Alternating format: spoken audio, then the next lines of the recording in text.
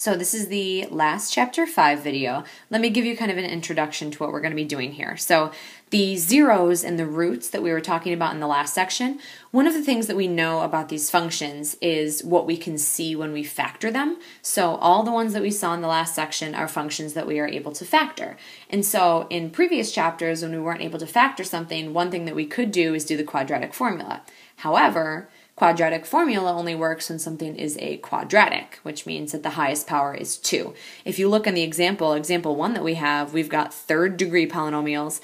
These examples, A, B, these do not factor. First of all, we can't factor by grouping because there's only 3 terms, and they definitely don't factor all like nice, neat, and pretty like some of the quadratics do. So we've got this thing called the rational zero theorem that we're going to learn. And we know in 5-6, I believe, we talked about synthetic division and how synthetic division can be used to figure out what the zeros of a polynomial are. Well, this first sentence right here, it would be stupid to say like, oh, I wonder if 2 is a root and then test it out. I wonder if 3 is a root and then test it out. It would take forever to just test out different things like just on a guess. And so rather than testing out different things just on a guess, we have this theorem that kind of points us in the right direction. This theorem says, all right, here are some possibilities. These ones are feasible roots or zeros that you might want to check out. Okay, so this concept that we're going to be looking at is the rational zero theorem. We're going to write down the theorem itself, and then we've got a corollary to write down as well, and we're going to be working with these 2 theorems. So if p is a polynomial function, that's the notation we've been using, with integral coefficients. Integral means integer, meaning there are no fractions or decimals or anything as the coefficients. Then every rational zero of p of x equals 0, meaning the solutions of this, the roots, the x-intercepts, the zeros, whatever we want to use, is, now let's write down this definition, every one of these is of the form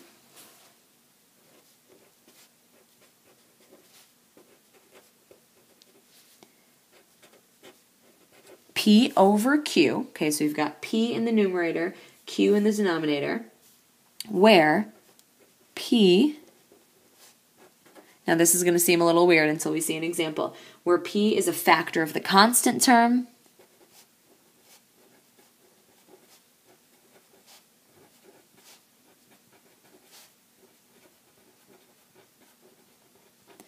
is a factor of the constant term, and Q is a factor of the leading coefficient.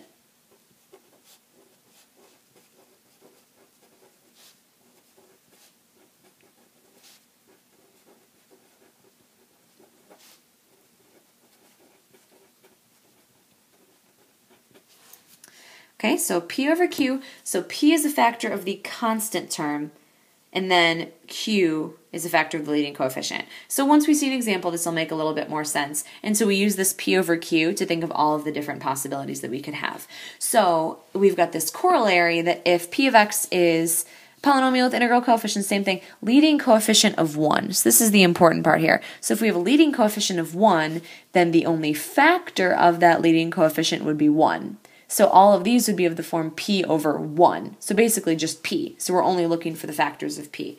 So a non-zero constant, then, here's the corollary, any rational zeros must be factors of the constant term.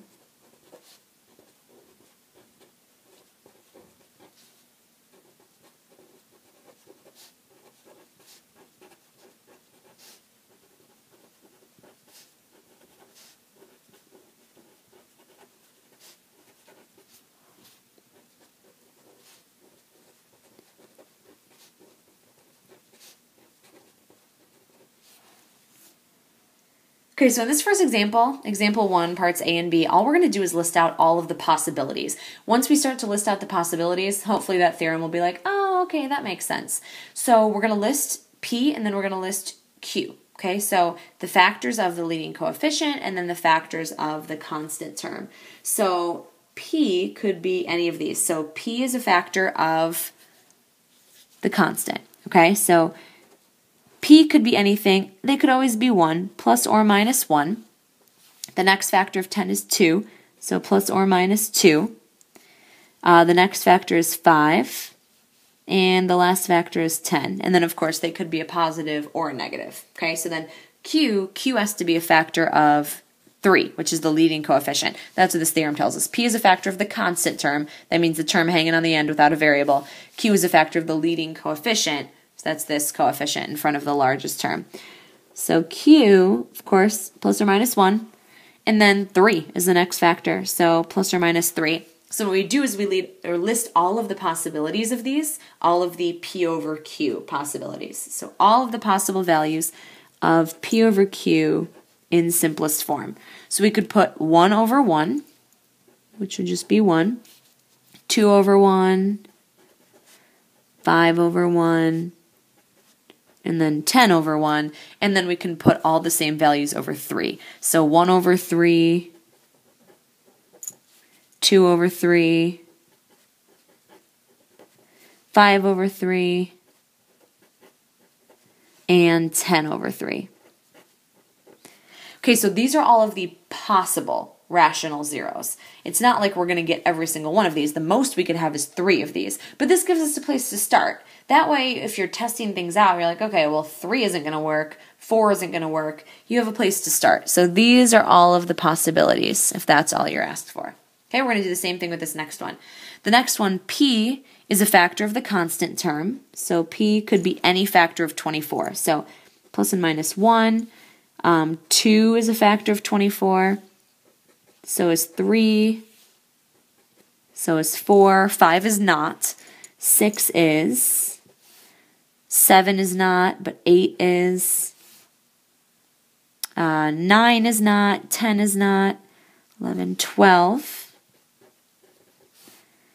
And then you can kind of do it out by testing. So like 1 times, we need 24. 2 times 12, 3 times 8, 4 times 6. So the last one we're missing is 24. So these are all of the possible factors of 24, which is this term right here. Now, since my constant term is just a 1, the leading coefficient of 1, any rational zeros must be factors of the constant. So these are the only ones that we're working with here. Just these, because Q is just 1, and so we'd just be dividing these all by 1. So those are all the possibilities. So again, it gives us kind of a place to start. Okay, so we're going to look at these examples, and we're going to actually work on finding these rational zeros. So this one's kind of a story problem mixed in with what we're doing here. So the volume of a rectangular prism is 1,056 cubic centimeters. So let's translate that. So volume is 1,056 cubic centimeters. Okay, the length is 1 centimeter more than the width. So length equals the width plus 1. The height is 3 centimeters more than the width. So the width plus 3. Find the dimensions of the prism. Okay, so we're going to put this into, a nice little formula here. Oops, this is supposed to say, I'm just looking at this in my book, this is supposed to say less. I must have mistyped that. Let me reread. Okay. Length is 1 centimeter more than the width. Yep, got that. Height is 3 centimeters less than the width. Okay, that was a typo on my part. So let's try this again. So width minus 3. Sorry about that. We might have gotten some weird answers from that one. So find the dimensions. Okay, so what we're going to do is we're going to come up with a formula. So we know that the volume formula is supposed to be length times width times height. Hopefully that's something that you remember from geometry. So instead of length, we're going to plug in W plus 1. We're going to keep the W for width. And then instead of height, we're going to use W minus 3. And then we know that the volume is supposed to be 1,056. Okay, so we're going to work with that. So next thing we're going to do is we're going to take that left-hand side, we're going to multiply it all out.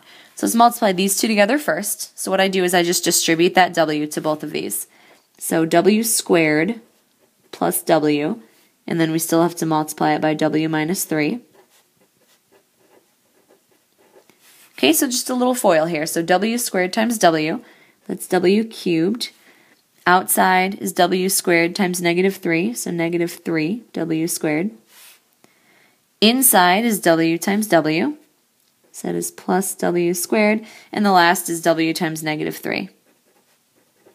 Okay, and then what I'm going to do is I'm going to subtract that 1056 from both sides. Okay, last thing before I start trying to figure out these zeros, I'm going to combine these like terms right here. So W cubed, and then I have minus 2W squared, minus 3W, and then minus 1056. So we're going to have some fun values to work with here. All right, so over here, I'm going to try to figure out exactly what my zeros are. Okay, so 1056 since my leading coefficient is just a 1, I just need to figure out my factors of 1056. Okay, so factors of 1056, let's start listing these out. So plus or minus 1, definitely plus or minus 2. Let's kind of box this in. Let's see, 3. If I add these up, 1 plus 5 plus 6 is 12, and 12 is divisible by 3. For 4s, what I do is I see if 56 is divisible by 4, and 56 is divisible by 4. So 1056 is divisible by 4. It's not divisible by 5. Since it's divisible by 2 and 3, it's divisible by 6. Now I'm going to break out the calculator to check some more of these. Okay, so 1056 divided by 7. Oh, come on now. Must not go in evenly. 1056 divided by 8. 132. Okay, so plus or minus 8. Let's check 9. Nope. We know it's not divisible by 10. Let's check 11. Yep, 11 and 96. Okay, now we're going to take the square roots just so we can see how far we need to go. So we need to check up to 32. So this will be fun. Let's see. 1056 divided by 12. Okay, so we got 12 and 88. We should probably start listing all these other ones too. So 1056 divided by 2 gives us 528. So we know we've got 528. Divided by 3 is 352.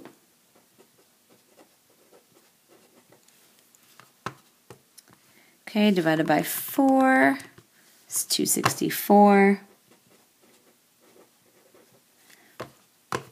Divided by 6, 176.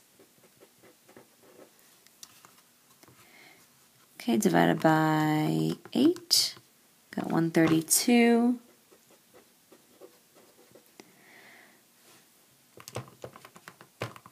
Divided by 11 is 96. And divided by 12 was 88. Okay, so we're back here. Let's keep going. Okay, so we're up to 12. So 1056 divided by 13, no. 14, no. It's not 15 because it's not divisible by 5. 16, yep, 16 and 66. Okay. Not 17. Not 18. It's not divisible by 5, so it can't be divisible by 20. It's not divisible by 7, so it can't be divisible by 21.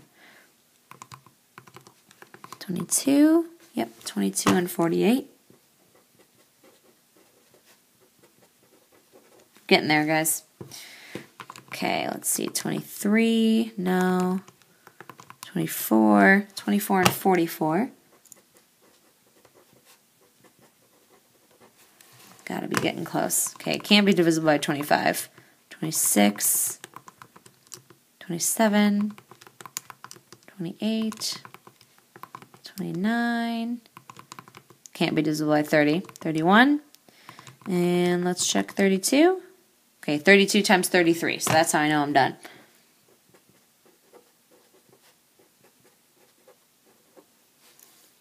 Okay, so these are all of our possibilities. Lots and lots and lots of possibilities here. Okay, so what I'm going to try to figure out is I'm going to guess something that I think might be feasible. So we're going to guess something in the middle, perhaps, all right?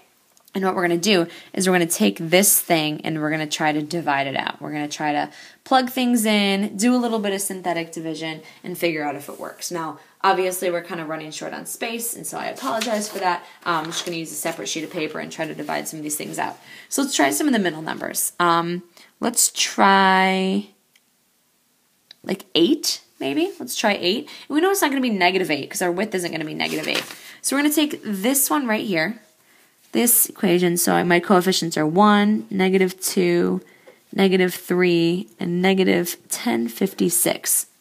I'm going to try to divide by 8 to see if 8 is a factor of this polynomial. If 8 is a factor of this polynomial, then that means that my width is 8, and then I can figure out the other dimensions from there. Okay?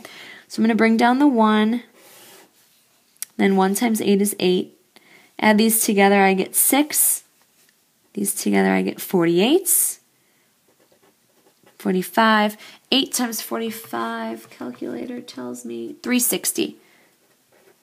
Okay, so it's not this, because I'm left with the remainder, and so I know it's not 8. So let's check another one in the middle. Let's check 11. Okay, so if I try to divide by 11, my coefficients are 1, -2, -3, and -1056. So if I try to divide in 11, bring down the 1.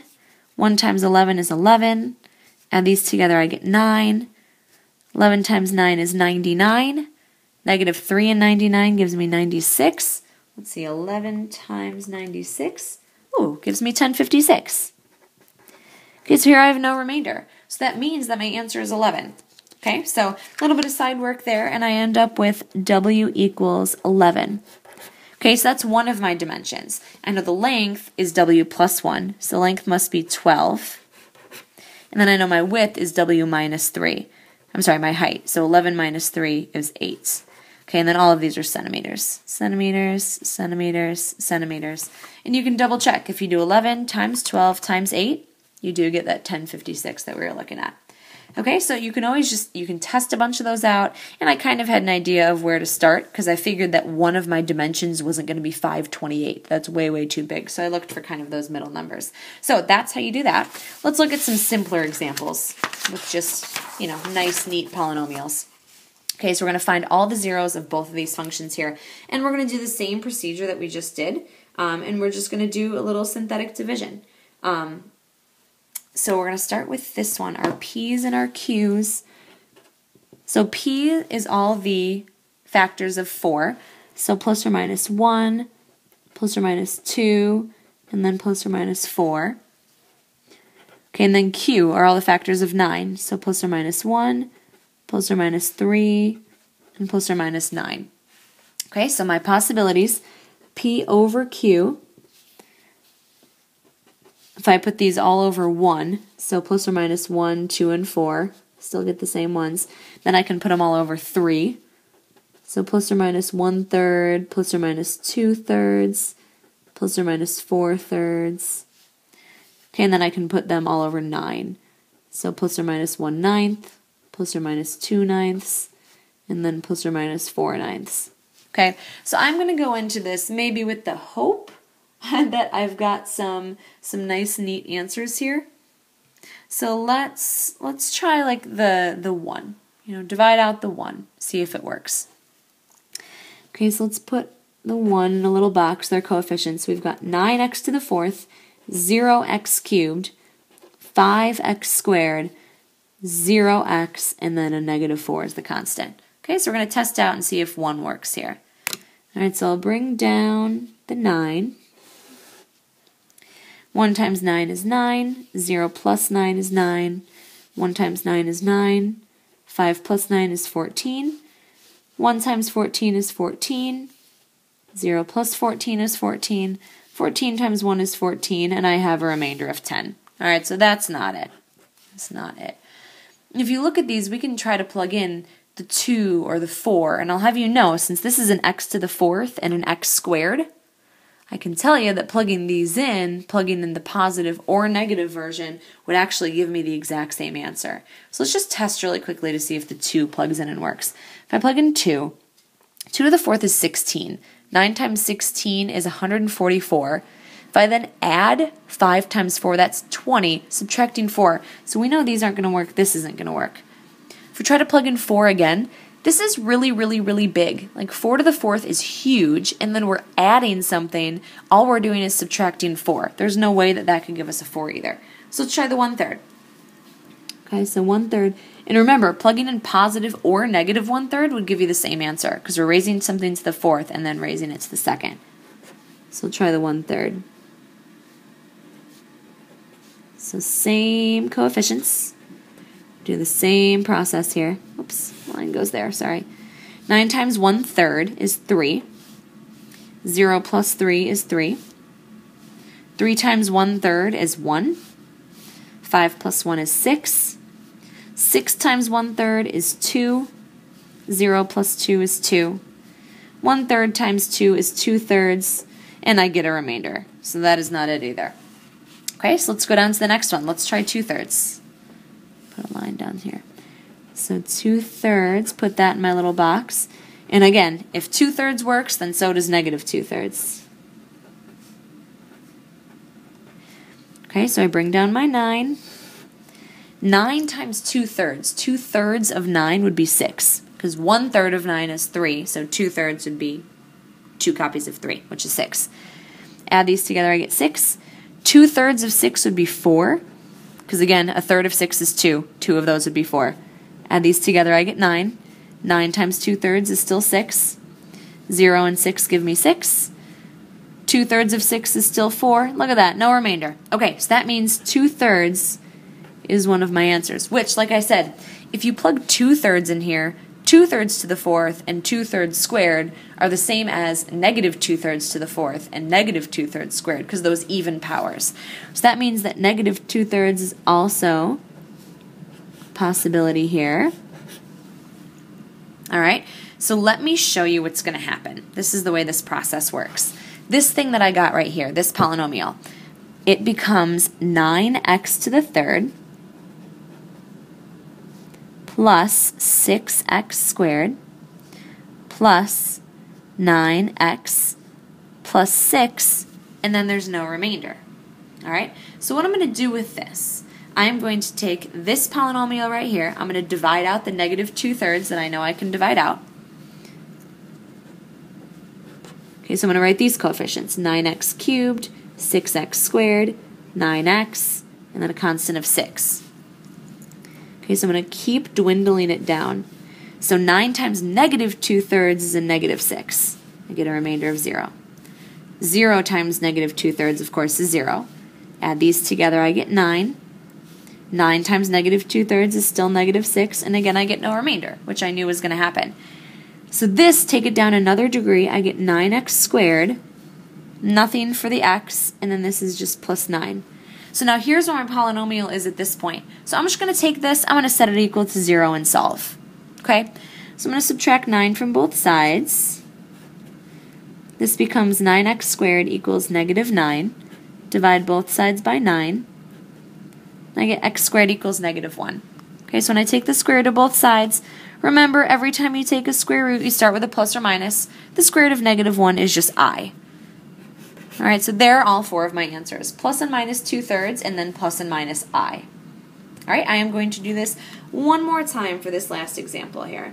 Okay, so big, long, crazy polynomial that we definitely can't factor by grouping. So we're going to set up my possible zeros, and then we'll test some of them out. All right, so P is all the factors of the constant right here. So plus or minus 1, 2, 3, not 4, not 5, 6. Next factor is 9 and 18. Okay, so you guys need to be pretty good at figuring out what these factors are. Okay, something that you probably did in early algebra. And then factors of 2 are just plus and minus 1 and plus and minus 2. Okay, so all of my P over Q possibilities are all of these ones, if you just divide by this one.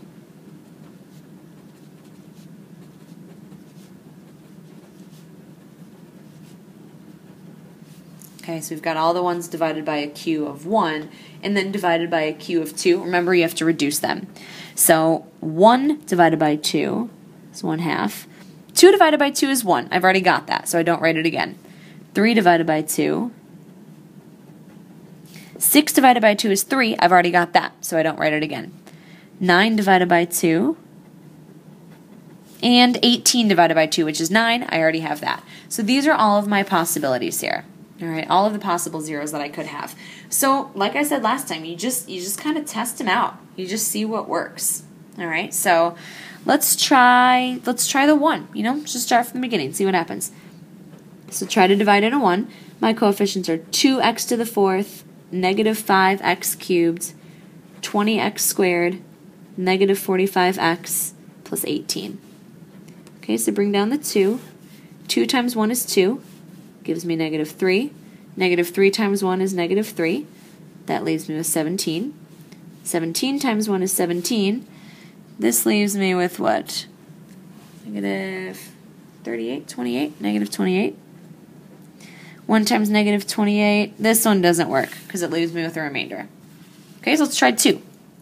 Let's move it down the list.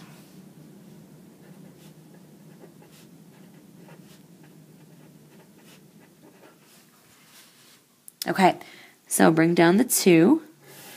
2 times 2 is 4. That leaves me with negative 1. 2 times negative 1 is negative 1. That leaves me with 19. 2 times 19 is 38. This leaves me with negative 9. 2 times negative 9 is negative 18. There we go. No remainder. Okay, so x equals 2 is one of my factors. So now let's rewrite this. So I've got 2x cubed minus x squared plus 19x minus 9. Okay, so that is the new polynomial that I'm going to try to simplify down. Okay, so now since we are, kind of in the interest of time here on the video, I'm going to tell you in advance what the answer is, but what you would do is you just keep testing these out. And you always have clues. You're like, oh, well, this one might work. Anytime that you get yourself to a point where you can factor the polynomial, you just stop and factor. We're not there yet. We were there like at this point in the previous problem where we just set it equal to 0 and factored and solved. Here we have to keep going. The next 0 is a negative 1/2. Like I said, I'm just telling you that just in the interest of time. So let me show you what happens when we divide out a negative 1/2. So 2x cubed, negative 1x squared, 19x minus 9. So bring down the 2. 2 times negative 1/2 is negative 1. Add these together, I get negative 2. Negative 2 times negative 1/2 is a positive 1. Add these together, I get 20. 20 times a negative 1/2 leaves me with negative 10. Okay, what is going on here? That should be one of my answers. Hold on, I'm going to pause for a second and investigate. Okay, I have figured it out. I need to apologize to you guys. We're going to go back to this one right here where you may have noticed the fact that 2 times negative 1 is not, in fact, negative 1. So let me scratch a couple of these. I'm very, very sorry. 2 times negative 1 is, in fact, negative 2, which leaves us with a remainder of 18. 2 times 18 is 36. That's where the negative 9 comes from. I was looking at this and I was like, that is not negative 9. So sorry about this little mistake right here. So this is 36, which leaves us with a negative 9. Here we go. So this piece right here should be 18. That's going to make a huge difference. All right, so if we put this right here, so we've got our 2, our negative 1, our 18, and our negative 9. So like I said, I am just going to give you the fact that one of our zeros is a 1/2. Okay, so we bring this down, so the 2 comes down here. 2 times 1/2, aka half of 2, leaves us with 1. Add those together, we get 0. 1/2 times 0 is definitely 0. 18 plus 0 leaves me with 18, and then when I multiply these together, half of 18 is 9. There's my no remainder. All right, so let's continue this one from here.